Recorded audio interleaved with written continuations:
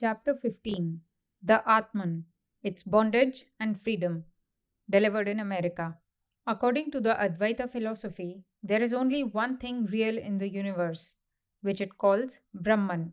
Everything else is unreal, manifested and manufactured out of Brahman by the power of Maya. To reach back to that Brahman is our goal. We are, each one of us, that Brahman, that reality, plus this Maya. If we can get rid of this Maya or ignorance, then we become what we really are. According to this philosophy, each man consists of three parts: the body, the internal organ or the mind, and behind that, what is called the Atman, the self. The body is the external coating, and the mind is the internal coating of the Atman, who is the real perceiver, the real enjoyer, the being in the body who is working the body by means of the internal organ or the mind. The Atman is the only existence in the human body which is immaterial. Because it is immaterial, it cannot be a compound. And because it is not a compound, it does not obey the law of cause and effect, and so it is immortal. That which is immortal can have no beginning because everything with a beginning must have an end. It also follows that it must be formless. There cannot be any form without matter. Everything that has form must have a beginning and an end. We have none of us seen a form which had not a beginning and will not have an end. A form comes out of a combination of force and matter. This chair has a peculiar form. That is to say, a certain quantity of matter is acted upon by a certain amount of force and made to assume a particular shape. The shape is the result of a combination of matter and force. The combination cannot be eternal. There must come to every combination a time when it will dissolve. So all forms have a beginning and an end. We know our body will perish. It had a beginning and it will have an end. But the self having no form cannot be bound by the law of beginning and end. It is existing from infinite time. Just as time is eternal, so is the self of man eternal. Secondly, it must be all pervading. It is only form that is conditioned and limited by space. That which is formless cannot be confined in space. So, according to Advaita Vedanta, the self, the Atman in you, in me, in everyone is omnipresent. You are as much in the sun now as in this earth, as much in England as in America. But the self acts through the mind and the body, and where they are, its action is visible. Each work we do, each thought we think, produces an impression, called in Sanskrit samskara, upon the mind, and the sum total of these impressions becomes the tremendous force which is called character. The character of a man is what he has created for himself. It is the result of the mental and physical actions that he has done in his life. The sum total of the samskaras is the force which gives a man the next direction after death.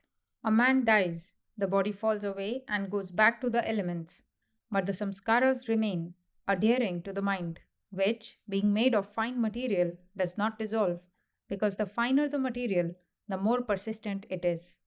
But the mind also dissolves in the long run, and that is what we are struggling for. In this connection, the best illustration that comes to my mind is that of the whirlwind. Different currents of air coming from different directions meet and at the meeting point become united and go on rotating.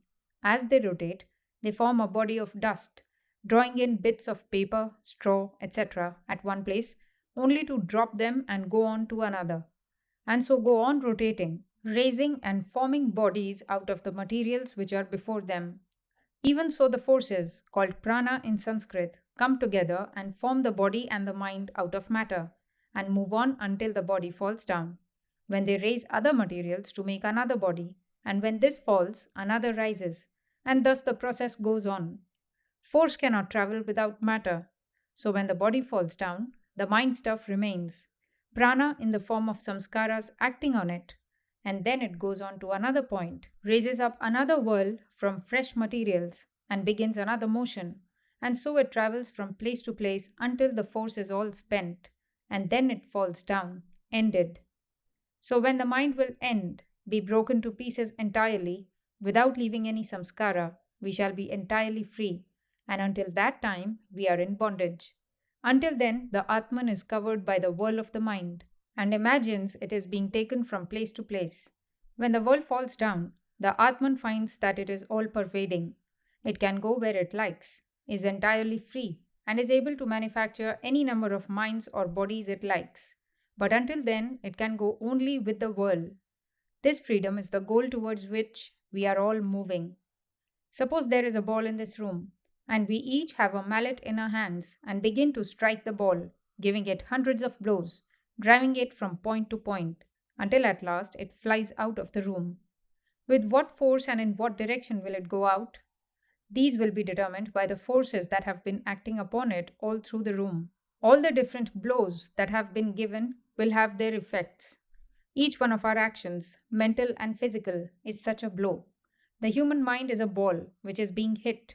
We are being hit about this room of the world all the time, and our passage out of it is determined by the force of all these blows. In each case, the speed and direction of the ball is determined by the hits it has received. So, all our actions in this world will determine our future birth. Our present birth, therefore, is the result of our past. This is one case. Suppose I give you an endless chain in which there is a black link and a white link alternately, without beginning and without end. And suppose I ask you the nature of the chain. At first, you will find a difficulty in determining its nature, the chain being infinite at both ends. But slowly you will find out it is a chain. You soon discover that this infinite chain is a repetition of the two links, black and white, and these multiplied infinitely become a whole chain. If you know the nature of one of these links, you know the nature of the whole chain, because it is a perfect repetition. All our lives, past, present, and future, form, as it were, an infinite chain, without beginning and without end, each link of which is one life, with two ends, birth and death. What we are and do here is being repeated again and again, with but little variation. So, if we know these two links, we shall know all the passages we shall have to pass through in this world. We see, therefore, that our passage into this world has been exactly determined by our previous passages. Similarly, we are in this world by our own actions. Just as we go out with the sum total of our present actions upon us, so we see that we come into it with the sum total of our past actions upon us. That which takes us out is the very same thing that brings us in.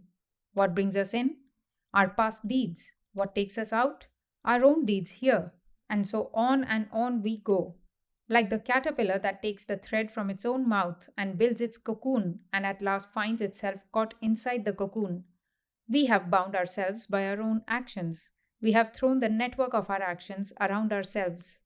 We have set the law of causation in motion, and we find it hard to get ourselves out of it. We have set the wheel in motion, and we are being crushed under it. So, this philosophy teaches us that we are uniformly being bound by our own actions, good or bad. The Atman never comes nor goes, is never born nor dies. It is nature moving before the Atman, and the reflection of this motion is on the Atman. And the Atman ignorantly thinks it is moving, and not nature. When the Atman thinks that, it is in bondage, but when it comes to find it never moves, that it is omnipresent, then freedom comes. The Atman in bondage is called Jiva. Thus you see that when it is said that the Atman comes and goes, it is said only for facility of understanding.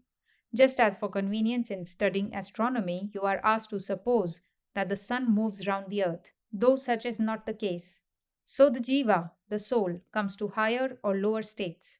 This is the well-known law of reincarnation, and this law binds all creation. People in this country think it too horrible that man should come up from an animal. Why? What will be the end of these millions of animals? Are they nothing? If we have a soul, so have they, and if they have none, neither have we. It is absurd to say that man alone has a soul, and the animals none. I have seen men worse than animals.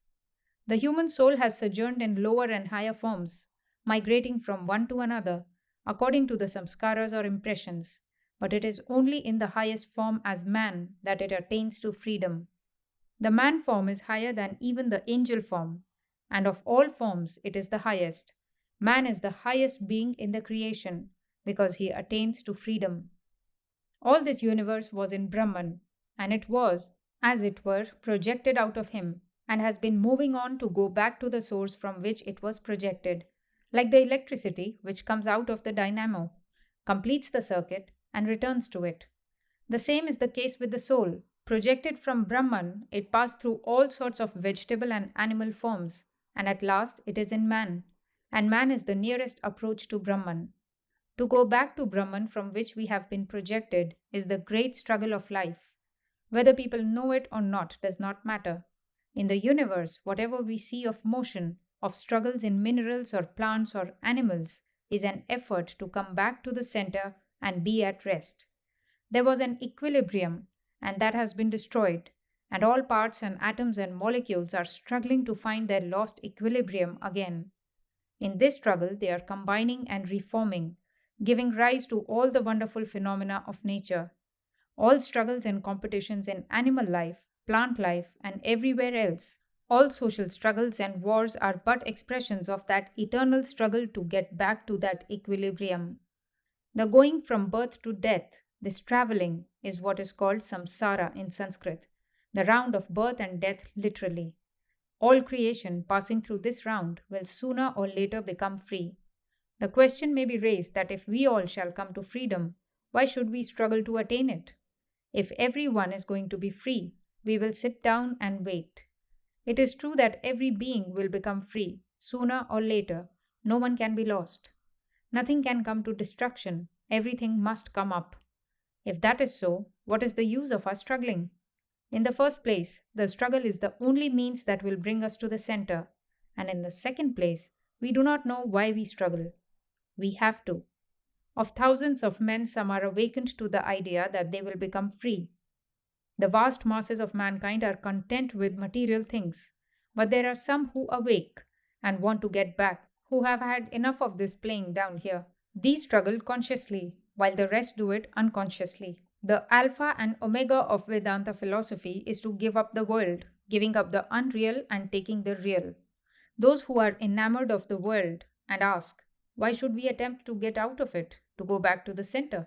Suppose we have all come from God, but we find this world is pleasurable and nice, then why should we not rather try to get more and more of the world? Why should we try to get out of it? They say, look at the wonderful improvements going on in the world every day. How much luxury is being manufactured for it. This is very enjoyable. Why should we go away and strive for something which is not this? The answer is that the world is certain to die, to be broken into pieces, and that many times we have had the same enjoyments. All the forms which we are seeing now have been manifested again and again, and the world in which we live has been here many times before. I have been here and talked to you many times before. You will know that it must be so. And the very words that you have been listening to now, you have heard many times before. And many times more it will be the same.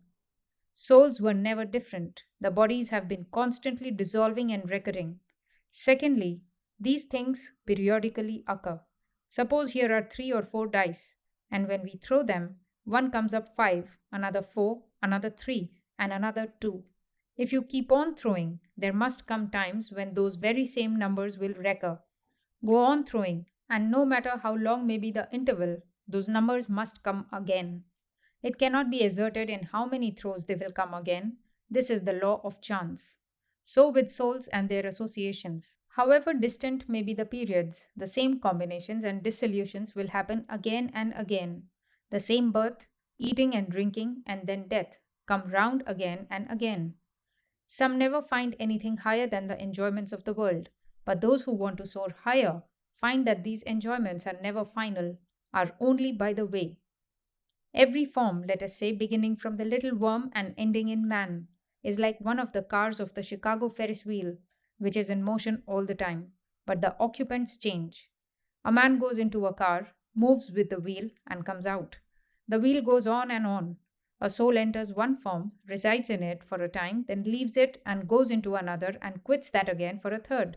Thus the round goes on till it comes out of the wheel and becomes free. Astonishing powers of reading the past and the future of a man's life have been known in every country and every age.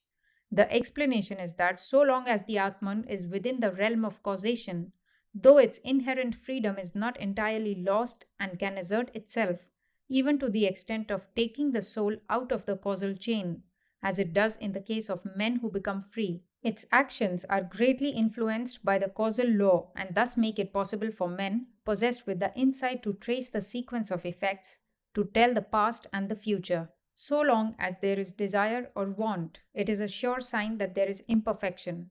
A perfect, free being cannot have any desire. God cannot want anything. If he desires, he cannot be God. He will be imperfect. So, all the talk about God desiring this and that and becoming angry and pleased by turns is baby's talk, but means nothing. Therefore, it has been taught by all teachers: desire nothing, give up all desires, and be perfectly satisfied. A child comes into the world crawling and without teeth, and the old man gets out without teeth and crawling. The extremes are alike, but the one has no experience of the life before him, while the other has gone through it all. When the vibrations of ether are very low, we do not see light, it is darkness. When very high, the result is also darkness. The extremes generally appear to be the same, though one is as distant from the other as the poles. The wall has no desires, so neither has the perfect man. But the wall is not sentient enough to desire, while for the perfect man there is nothing to desire. There are idiots who have no desire in this world because their brain is imperfect. At the same time, the highest state is when we have no desires. But the two are opposite poles of the same existence. One is near the animal, and the other near to God.